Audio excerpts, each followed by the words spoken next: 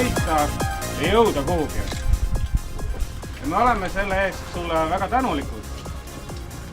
Ja kõige selle aja eest, mis sa oled pühendanud selleks, et meil oleks tore. Ja ka linnarahval oleks tore ja maarahval oleks tore vaadata. Me tahame sind tänada väikese meenega, mis sümboliseerib seda aega, mida sa oled panustanud meie kõigi heaks. Aitäh, Hiina!